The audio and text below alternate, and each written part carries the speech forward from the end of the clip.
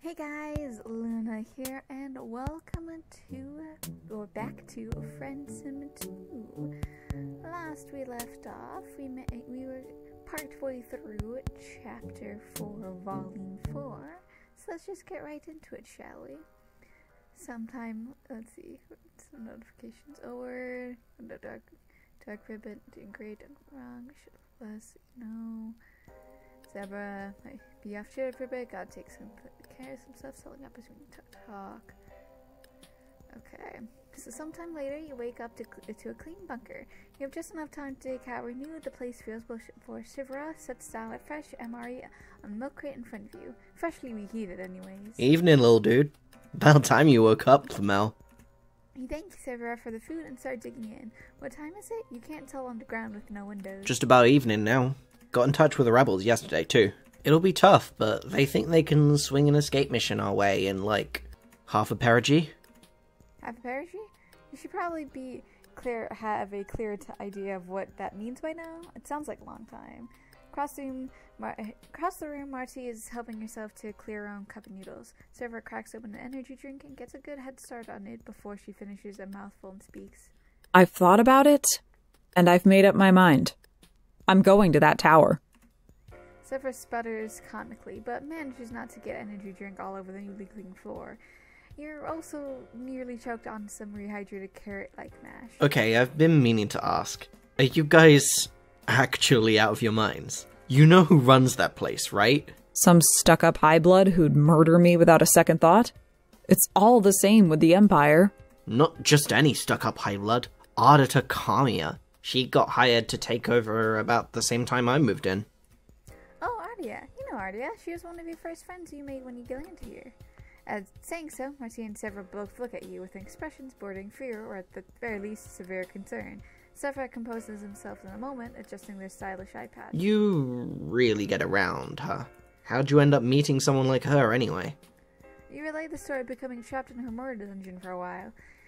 Okay, trapped in her murder dungeon sounds bad, you're aware, and it was. You're not even necessarily trying to say the two of you are the best friends, even if she was attempting friendship at her highest capacity, which is a little sad now that you think about it. But you still think maybe you could use this to your advantage. She knows you, and maybe even likes you, so it's possible you could talk her down, distract her, while Marty's there doing whatever she's planning on doing. What is the plan anyway? You said the rest of the data was too encrypted. But if I can get in and find a terminal with clearance, that's not a problem. I can find out where Follicle is and if she needs help. Right, and you can buy backup if worse comes to worse. Can't believe you're actually encouraging her, Lamel. This is the worst plan I've heard in my life. Saying you won't help?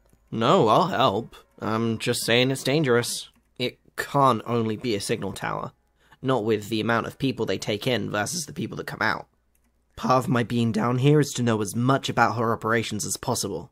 And while there's a lot I don't know, what I have seen, I don't want to see more of it. If you get what I'm saying. I get you. But I also don't care. What you do is your own decision. I'm going. The alien can stay with you and wait for the rebels. And you can forget I was ever here and go back to your live streams. Sounds kind of like you're judging me again. I'm not. Honest. This is just something I have to do. You stand up off the couch. No way you're letting her go in there alone. She can count you in. And Sephra, she can count on you too, right? After all, this is exactly what the rebellion's for. Helping chosen need. It's the perfect opportunity to do some good. To prove that the rebellion can do some good. Sephra sits down for a long moment, their hands buried in their pockets. Finally, after a long sigh leaves their husk, their head tilted back up against the chair. If this gets me cold, I'm gonna be so pissed. Come on. They stand and make their way into the same closet they retired to sleep in. You and Marcy follow. Severa leads you into a small room connected to the rest of the bunker. It's sort of dark and cramped. Most of the floor space is eaten up by some really sort of utility machinery that looks like it would be really, really complicated to Okay, so here it is. Hope you got your tickets to the gun show. You're trying to decide if that's funny when it's actual guns. Why are they so colorful? Come on, you expect the rebellion to set me up here totally unarmed? It's not enough to take on the whole empire, but it's enough to make myself a little bit of a nuisance if they finally do track me down. It's not what you asked, but okay.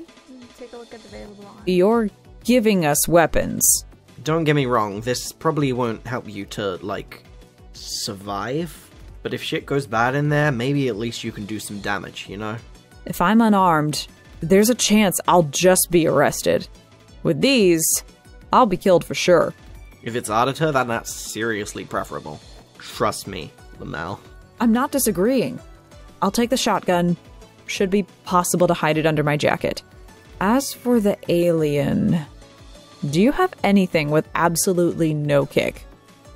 Marty looks to you when you react with a puzzled, mildly offended expression. Scrawny arms. Remember? Oh yeah, laser pistol. Sivra hands you a modest, technicolor gun with an organic shape along the underside of the barrel. It's about as heavy as a juice bottle and resembles a lot of the strange alien biotech you've seen along your adventures. Careful with that thing, it gets hot. You can rig it to explode if you misalign the capacitor, so like, make sure not to do that on accident. It's dawning on you that you're actually going to be carrying a weapon. Are you supposed to fire this thing at a person? You're not sure you're cut out for it. I'd actually prefer if you didn't. Ideally, I can get in and out without them noticing. I just want you to have the option in a complete emergency. Exactly how are you planning to do that? Say I'm here for repairs, or sneak in through a side entrance. Nobody cares about one rust blood on their own as long as you keep your head down. Sivra shakes their head. No way. This isn't like the rest of the station. They have cameras everywhere. And no Burgundy is gonna get in except for... Wait. I might have an idea, actually. Now that you're armed and dangerous, or in your case, armed and shaking like a small dog, you're starting to wonder if this is a really good idea. Sivra warned you that Marty might not be in her best state of mind. Maybe you should have gone so quick to support such a dangerous plan. While you're thinking it over, Sivra sits down at their desk and types a few messages into a program you don't recognize. Moments later, they get a reply. This goes back and forth for a while, long enough that Marty leans herself back against the wall to wait. In about half an hour, something prints out on one of the machines tucked under Sivra's desk. They take it out, turn it around, and hand it to her. Okay, I got you this. Welcome to the 23rd Core Processor Unit. Got a little supply cart in the closet you can hide the alien in. This should be enough to get you in the front doors. No promises about anything after. You're not endangering yourself, are you? Or your friends? The rebellion? Whoever got this for me? These are dangerous times. We're risking our lives just by existing. But even you walked in here and put me and my operation to shame, you know? Pointed out how I'm just waiting down here for the end, without even getting a chance to pay the Empire back for what they've done. So this is like, literally the least I could do. That's not true at all. I'm willing to do this alone. Yeah, and it wouldn't have worked. I'm still 100% convinced you'll die in there, but I can't just let you go in with nothing. So take the ID already. Marty concedes, clipping the ID card to the front of her coat. There's definitely a sense of finality to it that makes you realize this is all definitely happening. For everyone's sakes, you hope Andrea remembers you as fondly as possible. You hope that your memories of her aren't too warped by Doc Scratch, which is narratively induced friendless to be useful. You hope you'll know what to say to her when the time comes, if the time comes, that is. You're doing a lot of hoping and summarization, but you have to. If Marty's not willing to turn back, then how can you? It's for Funko's sake. In a way, in a way, this is your own chance for redemption. If I'm going to do this, I should probably go as soon as possible. Is there any way to get closer to the base? Yeah, sure. Follow me again. Sivra leads you through a narrow access shaft branching off the utility closets. The little supply cart in tow. For now, it just carries the weapons up sides. You and Sivra have to press to the wall in a line to make your own way down the corridor alongside, you guess, are water pipes, or slime pipes maybe. You know Eternian loves a good gelatinous slime. Soon you emerge with what you guess is a back door, heavily barricaded. Sivra takes a moment to unlock and removes the bars and doors, and pushes them against a mound of shifting sands. Soon, multicolored moonlight washes in from above, right above their shoulders. Okay, this is it. As far as I go. Thanks. And goodbye, I guess. if I don't see you. So long, morbid weirdo. And you, come here. Several holds out their arms. Oh, you get it. Without hesitation, you bring yourself up for a surprisingly tight hug from such a guarded, on-brand individual. Severa pats your shoulder a couple times and even adjusts your hood for you. I don't want to distract you, and I know I can't talk you out of it, but, like, you're one of the few people I know that I think are genuinely really chill, so it was nice to see you again. Please survive, or I'm gonna be, like, really depressed, Lamel. This world is a hell, so we can't wait to run out and cock in the next one for them, but that's hell too. Oh shit, well, no way you're gonna die now. You can't let them down too. Severa and Marty Farah's a little clueless, just a firm handshake. I'm still really proud of the two of them for coming to this far. Not just in friendship, but in general. You ready? Not exactly, but you can tell her that you're the next best thing to ready. You're morally obliged. Alright, let's go. The stars shine down on as the two of you approach in the main entrance. You have a narrow visual hidden inside the cards. You're lucky this place is approached by a foot from many of the bases on the satellites. You don't know how you would explain her getting here without a transport otherwise. Even with that advantage and the ID bar edge clipped to her jacket, you're nervous. Hey, if something goes wrong, I want you to run. Around the perimeter of the building. They'll get a shot if you try to make it for the dunes, okay? Before you can reply, the rears of your little Heidi cart make the transition from sand to shiny surface of the Imperial walkway. This is really happening. You slip a hand into the pocket of your hoodie, too nervous to even grip the handle of the laser pistol tucked within. You're close to the door now. There's some shuffling, but you can't tell what's happening. Marty's voice comes from above out of view. Letitia Lefford, core processor. Scheduled cleanup. Your heart nearly stops in your chest while you wait. There's a few moments of perilous silence before. Absolutely nothing happens. The guard lets you advance, and you and Marcy head into the base. This is it. You made it in. You're still mentally confirming to yourself that you're not full of bullets or actually running from guards right now, when Marty pulls the rolling cart into the side of the hall and slides into the bin from frame. You crawl out, laser pistol tucked into the pocket of your hoodie. This is probably some serious violation of gun safety, but then again, you're not sure how a laser pistol differs from a regular handgun anyways. Marty takes out the shotgun and straps it to her back, hidden under her coat. As she does so, she looks up and down the hallways. You follow suit, but you don't see anybody. Exactly. Why is it so empty in here? This place is huge. They have to have more staff than the two trolls outside. Maybe it's some kind of troll holiday? It could be all on break. Marty gives you a bordering exhaustion and disgust. Let's talk less. Starting now. We have a console to find. Sure, but you're not exactly sure where to start looking. None of these doors are labeled and they all look the same. The hallways curve disorientingly, so you can never tell how exactly you've come since entering. The distinct feeling of being a rat trapped in a maze slowly reemerges in your belly. You manage not to say out loud that you have a bad feeling about this. Even you aren't that obvious. But the hallways remain stunningly, bafflingly empty. Marty stops by the next door and presents her ear to it for a moment. She taps on the control panel a few times to no avail. Damn! Cover for me. Sure, yes, sure, okay. You hover a hand to the pistol in your pocket and watch the halls, managing to not shake apart completely while Marty tries to gain access. These panels are cheaply made. The wires rub up against the frame and corrode. How does she know this so much weird stuff anyways? You know what she said, but you think you need to make some small conversation or you might explode into nervous confetti. How do you know so many people? What should I expect from this Ardata woman? Wasn't she an officer at your base? She's not my officer, just an officer. I've never seen her before. Clearly, she's in some weird division of the Empire if this is her building. What to expect from her? Well, she's not everything she seems. Marcy bumps the edge of her fist against the security panel a few times, trying 2 or 3 different places and angles. Oh yeah? How so? It's hard to say. You do your best to describe her. Maybe unstable in a way? That's great. Just what we need. It's not all bad. Her own sadistic high-blood streak is a farce. She has no actual passion for it. Hey, who's to say that might not work for in our favor? Maybe she won't be able to bring herself to care what we're here. She might even let us go. I wouldn't bet on it. There. Got it. The door pops open. You and Marty quickly slip inside, but as you turn to walk into the room, you bump into her legs. Marty has planted herself firmly by the entrance. Move around to see what stopped her, and so... This is grim. You get what Severa meant now. You try not to feel any fainter than you already do.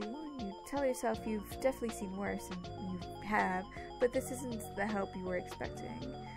Marty focuses on you, narrowed, cryptical look, but she looks as drained as you feel. So I see red, I see orange, I see lime, I see green. And I don't see any orange or yellow. Wait, no, there is orange. Not sure if this is lime, is yellow. Maybe it is yellow, maybe it's not. Because it's definitely more olive than it's yellow. So they all have all the lower cost buds besides yellow, which is interesting. This is your friend. Not exactly, she wasn't...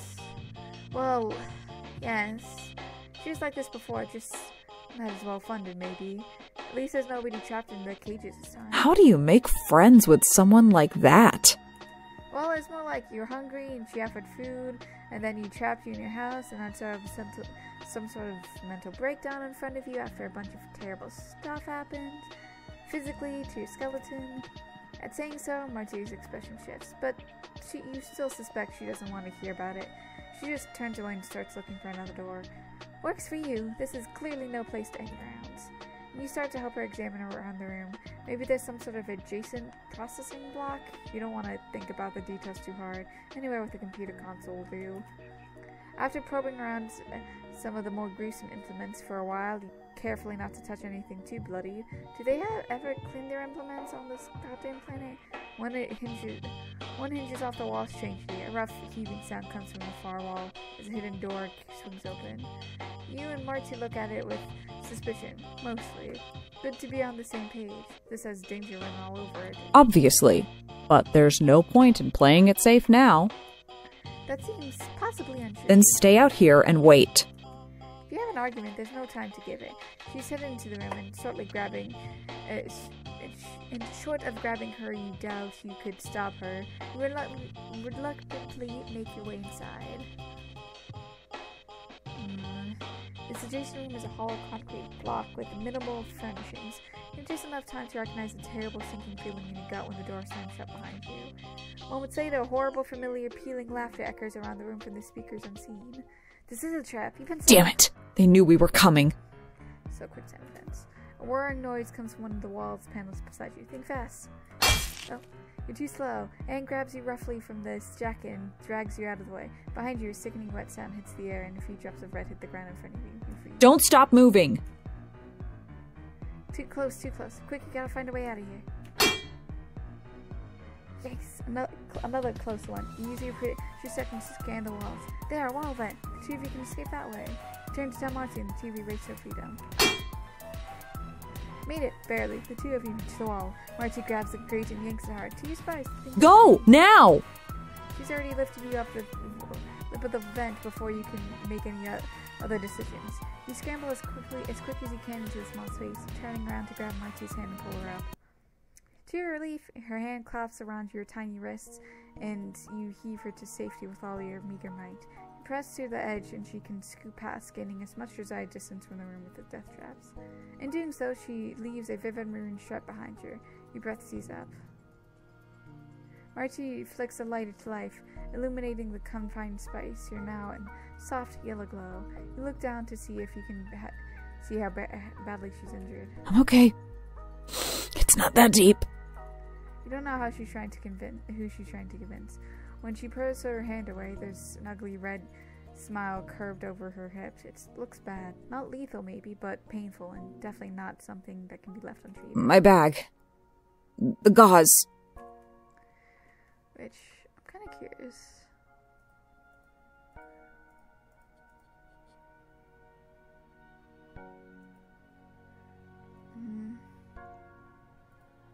I wonder if there's a way to do it without her getting injured, but I'm not entirely sure. Right, her brain just starts to work again. You can get it out of her while she sheds her jacket. She wets some antiseptic and carefully cleans the wound. Fuck! Will she be okay? Has it hit anything vital? I'm fine. I can stitch it up in a minute. I just need... She throws off, her gaze floating into the distance. The adrenaline shock is starting to fade from your mind, and you can think clearly, rushing in to take the places. Anger? Yes, actually anger. What the hell is she thinking? What? You get this is for Folky. You want to help her too, but that doesn't mean she gets to be stupid. You can't just take dumb risks like that. She's been throwing herself at every danger, pushing herself to limits. Why? Is she acting like it doesn't matter what happens to her? Stop telling me what to do! Her eyes are red, her voice loud enough to ring in your tiny mental resting place. But you don't feel in danger, not from this poor troll heaving for breath in front of you. The pain is making her sweat, and that's when you see it. The scars from fights or other close calls scattered along her arms and shoulders. Every day is like this for me. I am such a hypocrite. I was living just like Sarava, doing what I liked, getting by, surviving. I know what I am. I know I don't have much time, but my time is all I have. Why can't I use it to help someone? Why can't I? Head is bowed, but teardrops are still stinging the fabric over her lap. You don't speak. You think she needs a moment to compose herself. Wordlessly, she fishes back the emergency bag for something. Painkillers. She chews two and follows them with a little bit of water from her canteen. You wait until both of your breathing settles down and she seems to be more comfortable. You tell her she's wrong. She can help people, but she doesn't have to do it. She can't do it alone. Who can I trust? Even the other Rustbloods. They have to look out for themselves. That's how it is. Maybe it would be easy to resist. If it wasn't a choice between life or death. I never blamed them, but it seems so impossible. Yet she tried anyways. You take a wrist in your little hand. That's special. Too special to die in here. You're going to make sure she gets out no matter what. Why are you here? Why does any of this even matter to you? It's not your problem. Not even your planet. Don't you have your own issues back home? Back home. Guess she's right. As much as your memories from Earth are really of home. Things aren't always great there either, but you get what she means about things feeling impossible. But here on Eternia, it's different. You've been put here for narrative reasons. That alone makes it feel like you can make a difference. Subvert this clawless and awful empire. It only feels that way because you haven't lived in it every day of your life. But I guess I don't know what it's like where you're from either. Her energy wanes. She's not dying, but she's in no state to move right now. She needs a while to recover and patch herself up. You decided. You're gonna find a way out or get to the data yourself so you can come back and help her escape. You'll be as quick as you can, then come back and get her. You promise. You don't have to do this. Any of it. You could leave and get yourself out of here. You know that, but you've already made up your mind to stay and see this through. It's what friends do. You're such a weirdo. You and Marty form a clasping handshake, gripping each other's wrists. You leave her with the emergency bag, taking only your little pistol as you prepare your journey down further into the ventilation system. Wait. I might have to move. Once I can. I'll try to find you. Get back to the vents if you find anything. Roger. You give her a little salute, which she mimics weakly. It takes a lot of yourself to make yourself leave. Your heart pangs that you just stay, not wanting to leave her wounded and by herself. But right now you're a sitting duck. It's the best thing you can do for her is to try and make sure this isn't all for nothing. With that in mind, you carry forward using a palm husk as a flashlight. Pretty soon you can't even hear her breathing behind you. Climb through the vents for what feels like ages, climbing ladders, falling down for more than a few sudden jumps. It takes you a surprising time to find another exit, and lands you back in a hallway identical to the first. You have no way of knowing which floor you're on or where to go from here. As you're trying to decide where your next move, footsteps approach from behind you. You whirl around considering your weapon in your pocket, but you can't bring yourself to ready the firearm, and before long it's too late. The figure rounds a corner. There you are. It looks like I've finally found you. Let's see, Serva. Thinking I'm making a change because you'll know soon either way. Going back to my tribe. Buy my album ready, slaughter. Oh no.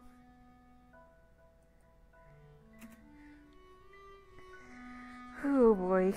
You back up a couple steps, your hands up. A swallow pushes down your throat.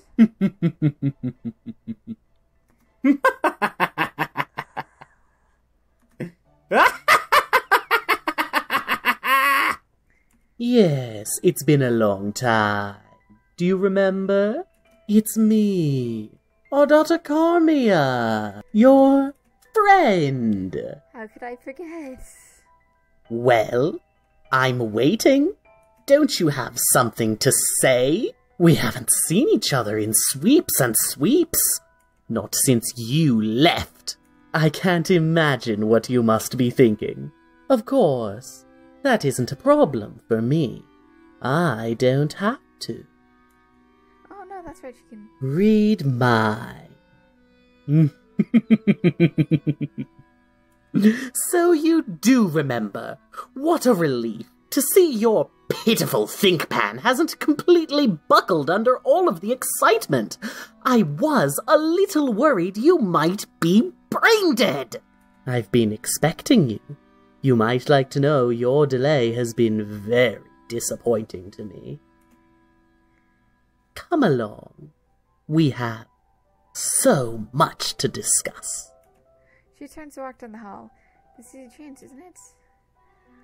She can obviously read our minds, so just follow her. Right, this is the plan. You occupy Adria to buy Matsu some time. You just need to admit to hit a cautious curiosity toward your non-lethal reception. Just a hint, you're not stupid, well, it's not ruled out the possibility of you being a little stupid. Just for honesty's sake, the point of your plan is to stay on your toes.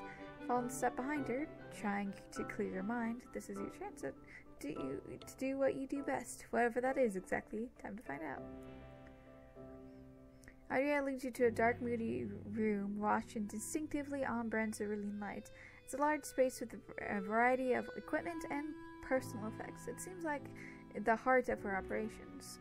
You try and smother the thoughts, but it surfaces. There's so many computers here. One of them is bound to have the clearance to view the past ongoing communications from the training satellites. If you could just get to one, that's it. Mission accomplished. Adria gracefully sets herself down on one of the two chairs next to the small table, beckoning you to the other.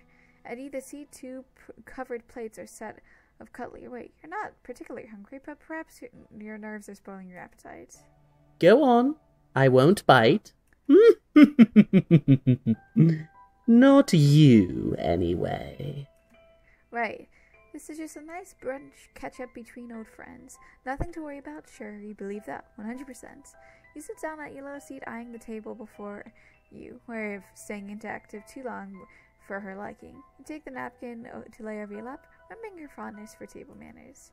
A little smile crawls out of the corner of your lips. Encouraged but wary, you dare to reach out for the cloche decorative handle. No! How dare you? You will not be lifting that platter dough! What kind of miserable wretch do you imagine yourself to be, to spit on my hospitality like that? Adria rings a small silver bell on the table. Watson! Our guest has arrived! Watson? An olive bullet trail emerges from a door in the back of the room, dressed in slacks and a white shirt, beneath a black vest. Watson wordlessly comes into the table, lifting the covers off of each plate. An aroma like freshly seared steak hits your nose. An appearance like freshly seared steak also hits your eyes. When you look down at the brunch, it brings back memories. One of your memories of all times, for sure. Watson lays a trans napkin across her lap before bowing and excusing himself out of the same door in the back of the room. You're waiting for the other solder pan casing to drop. When she takes her own fork and knife to eat, only then do you think to do the same. You don't want to cause more offense than you already have. Of course not. That is so very like you to be so considerate. Yes, of course. Considerations you've been a name. MS Paint Consideration Adventure Reader. It's a little joke you would make were you privy to that sort of extraterrestrial intel. Enough. I will inform you when our conversation requires your characteristic frivolity. How is your food? Are you enjoying it? It's then you realize your arms are moving on their own now. sawing the meat into manageable bites, lifting it to your mouth, and even chewing it is automatic. It's disconcerting, to put it lightly. Realize now she's allowed you to keep your gun. You guess it's no threat to her if you can't use your arms to fire it, no matter the reason. With your mouth full, the best you can do to answer her question is to think.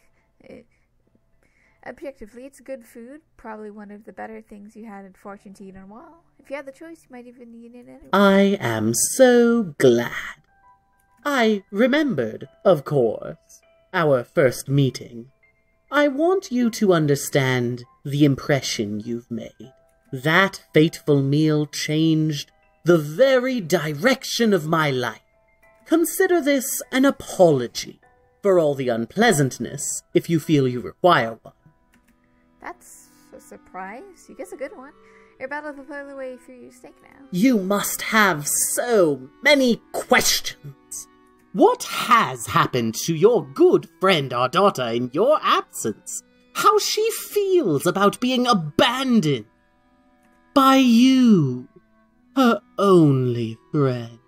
You must be wondering what nefarious plans I have in store, what vengeance I must be waiting to grow ripe before it is extracted like into the glut-gut of an insatiable tick-thief. I will permit you to speak your inquiry. Go on. True to your word, Volition returns to your vocals, but you hesitate. What should you ask first? What item is the most important right now? How has she been? New look comes over her face. She looks wistful or perhaps even tired. Imagine it. Imagine the heartbreak of a young troll to make her very first friend, only for them to disappear. I suppose that's fair. I wondered to myself, what had happened? Did you so regret meeting me? I hated you more than you can ever know. But perhaps I have you to thank. Do you really? Do you really? For the first time in my life, my content was motivated. It was like I had a spark, that taste of something, the potential of it. It made me hungry. It made me cruel. Your replacement. To me, they all had your face. Your blood. Ah, yes, that face you're making right now. That's the face from my dream. I got over it, of course. Realized how silly I was being. A high blood like myself, driven to obsession over the friendship of a single alien. How pathetic. How truly pathetic. Bitterness and desperation are hardly attractive. I learned this and many other things, clinging to my dreams of one day becoming someone's true friend. But do you know what is attractive? What no troll can bring themselves to resist? You don't. You don't want to guess either. The one guess you will make is that you won't have a choice. Her lips split into a generous grin. A good story. That's right. My brand reached new heights of sweet sadism in your bitter wake. But it was the vulnerability that drew in the viewers, I believe. Everyone could see it now, the cracks in my heart. Everyone was watching with bated breath for the great Ardata to break. But I never did. In fact, they're still watching. Not just the Wiggler's planet side, but the highest seats in the Alternian military. They were so fond of my inspired content that, upon conscription, I was immediately promoted directly to head of the propaganda division. Yes, they were so impressed by my stylish bloodthirst and eye for the infliction of suffering They even built me this shitty, hideous tower so that I could run my show forever. Isn't it funny? After that one thing kept me going for so long, the fragile hope of leaving my horrific circumstances behind me, nothing has changed for me at all. Go on, laugh. You must see the hilarity in my situation.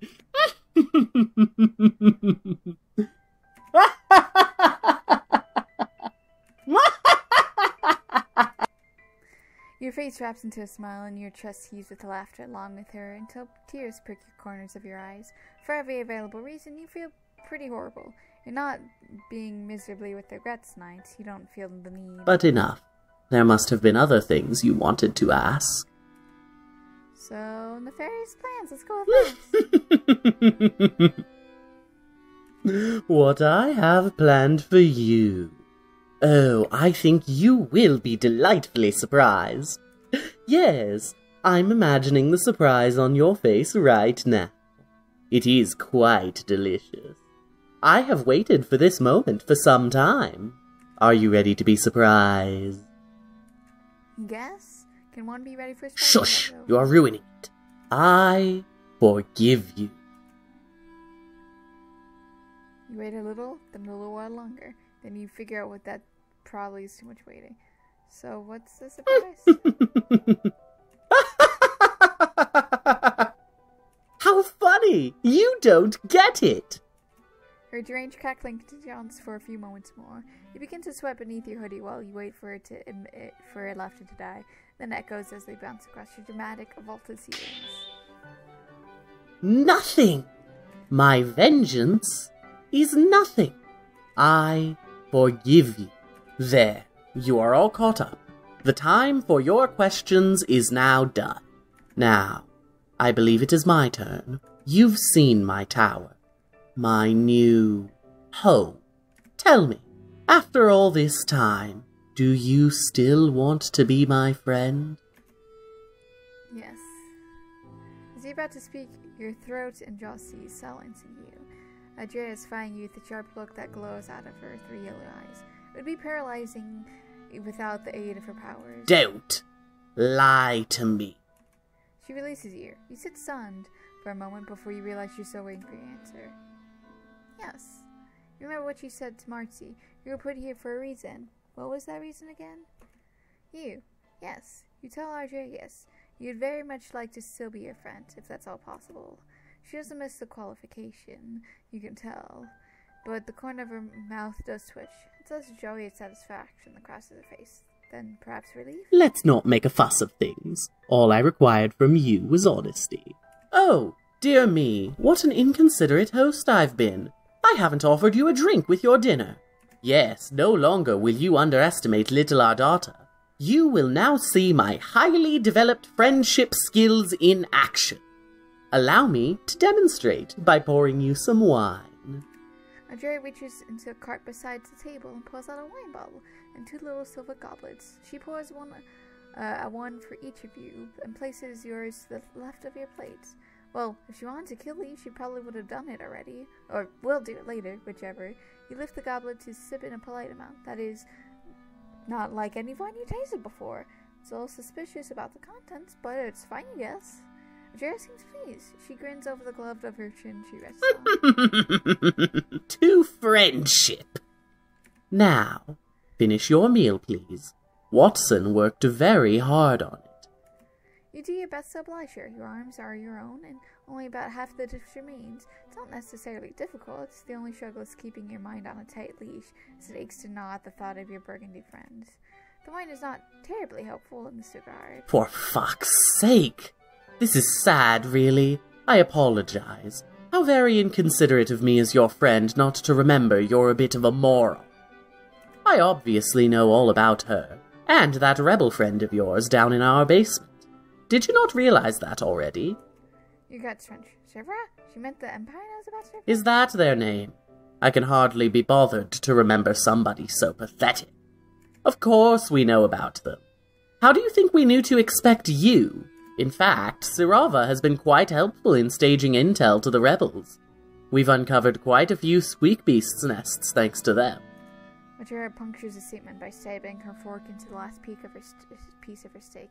You flinch. And in this case, they just handed us a prime suspect in the latest crime against the Empire. It's quite funny. If only they knew what big fans they had in the AIS. Trevor, can't imagine what this knowledge would do to them, that they were being used this whole time. And Marcy, you led them right into a trap. I can sense you are worried about your friend.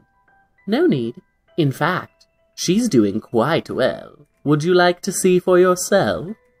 It feels like a rhetorical question. In a few moments, it proves to be Adria lifts the wine glass in a grateful Come, let's have some entertainment with our drinks. The show is about to start. Adria takes a little remote from her pocket and robes and pushes a button. Instantly, the screens to your left flash their idle design to shots around the facility. Spot the telltale signs of dropping blood dotting the hallways, and even with the colors washed out, somehow you know it's maroon. Suddenly, you see her. Marty darts down the view of one of the cameras, ducking to the side of the alcove of the doorway. She's clutching her bloodied side, darting her gaze around in a panic. Your stomach lurches. Adria watches perfectly still. She spies a narrow ledge of decorative wall running around the edges of her hiding place. Behind her, a guard approaches with a assault rifle down as she jumps to grab the lip, straining to pull herself up from the corner with her back to the wall. As he rounds the alcove, she catches him by surprise, landing and pinning him to the ground. His gun goes scattering away, and you fail to restrain the whooping cheer. Yes, go Marcy! She quickly slings the shotgun forward from her back and aims it down. Of course. To the fallen guard and hesitates only for a moment. His shotgun fires. His head becomes dark, spotted shape. He whoops, staggers a little. Sheriff Ojan politely to a chair. No, no. Jeffrey. Your transfixed on the image of Marcy standing over the dead guard when the screen shut off. Your attention turns back to Arjara, the remote still in her hand. She's immune to my psychic powers. I wonder if she knows. Did your friend even think to warn her? Did you? Guilt. Familiar wrecking guilt. How's it possible to get something so many important things in so little time? What would it take for her to learn? If you only had remembered to message Arjara sooner... Enough. Your petty... if only you'd stop crying, if only. Your petty regret is meaningless. The Empire is more powerful than any of you or little friends. Whoever they are, or possibly imagine, they're always watching, always a few steps ahead. So you see, you have absolutely nothing to worry about. They all would have died anyway, in service to her imperial condescension. Would they? Would they? You'll be relieved to know they never even had a chance. You have to tell several the truth. You have to make up for being so naive. I wouldn't do that if I were you. Sirova is alive for as long as they're useful. When that usefulness runs out, well... I shouldn't have to tell you. As for Marcy, she wants to kill me so badly I can almost taste it. You'll help me, of course, because we are such good friends. Help? Marcy's your friend too. Brain struggles to find a way to get you and her out of the situation. Adrian notices. I can understand her. Perhaps I can even spare a little sympathy for one of my most popular characters. The audience is thrilled with her. But I'm not about to die. Not just as I've found my spark again. It's decided. You'll help me with Marcy when the time comes. We should have a few more hours before she gets to the top floor. I mean, if she makes it through the Crushers. Oh god, you do not want to know what the Crushers are. Your imagination's already provided you with plenty of nightmares as it is. You shove down your panic. You have the right to keep your cool. There's nothing you can do for Sever right now. And if you're lucky and resourceful, maybe you'll find a way to take care of that in the future. For now, maybe your options are limited. You're sticking with the plan. Maybe there's still a way out of this. You need to believe that, for their sake. More than that, you need to try. How sentimental. Kron checks her earlier megalomania. Right now, Edmund seems dull and lethargic. She scrapes a fork and circles around her empty plate. The arena stickball is apparently in your courts. Won't the Empire be upset she's harboring an alien? No one knows you're here. Not officially. But what happened at the training base? More than a couple of people saw you. I find it a little hard to believe that nobody suspects you're involved. Why would they? The idea that a single alien caused all of that mess? It's laughable. Practically an offense to her condescension's might. Nobody will mind a creature as insignificant as you. Everyone knows it was some olive blood trying to save her Lussus and her little bronze friend. We wouldn't call it Skylar little, but alright. You package this information away as possibly useful category. That reminds you, what happened to Atreus Lussus? Dead. Very genuine smile is on her face. You shiver a little. Can she do you a favor? Drea's face lightens with curiosity. She lifts from her slump against the table. Of course. I am so magnanimous after all. It's practically written on my ascension papers. That's a joke. If you need it explained to you, what did you want? Well, this is a risk, but one worth taking, you hope. You ask, is it possible Drea could help with Marcy? Would it be so hard for someone like her just to overlook one single rust blood just this one time? I understand she has to make it look like a certain way for the cameras, but maybe she could stage it. Some Trollywood magic or something. Fix it in post. Sure. You don't know the details, you're just trying to help another friend. She understands, right? And is your friend Marcy an actor? A high-blood sympathizer? Would she spare me in turn? I think not. Drea hangs a thought, her gaze given to the corner of the room. If you had asked me days ago, I would have considered it. Despite how utterly nonsensical the idea is. The truth is, I'm so tired. Maybe I would have taken that risk. But now... You're confused. What happened days ago? Drea gives you a sideways glance out of her doubled eyes. You can't possibly understand the pressures I'm under. The expectations of my superiors. My audience. It's really quite the fucking pain. Crown is heavy. Yes, sure, whatever pithy summary you like. Come now, I have work to do. Some of us have important responsibilities. Sure, you're less squeamish at the idea of seeing Adrea's applicants' work, but you might be getting a little brave over the course of these adventures, or a little jaded. Nothing so ghastly. Honestly, you have such a wild imagination. You might even be a good replacement for me. When oink beasts fly, of course. I have to submit a new flyer for the next Ascension Day. This will only take a moment. Join me in my office. Drea leads you to her computer. This one would have to be the clearance mark she was talking about. You should probably not have thought that with such enthusiasm, but Andrea is bothered. If Andrea is bothered, she doesn't seem to react. She immediately sits down and opens an image editing program before pausing to give a heavy yawn. Another thought occurs to you. Hey, now why not test our theory? What? I see. You want to try? How funny. I can only imagine what sort of poster a weird little freak like you would come up with. Actually, I've decided I would very much like to see this. Very well. Have at it. With that, I'm actually going to save this here. And I hope you guys have a good day, night, week, month of your lives, and may the stars forever guide your path, forever it might lead you into the future. Goodbye, everybody.